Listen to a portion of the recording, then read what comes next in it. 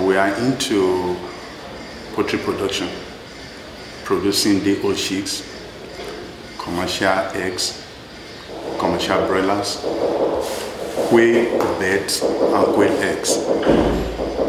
Right now, our commercial layers are in progress. We are doing this for the benefit of the Adamawa people and the state in the environment, so that traveling all the way from Adamawa down to the south to go and get the old chicks finally comes to an end with Gese Derdirabe farms in place.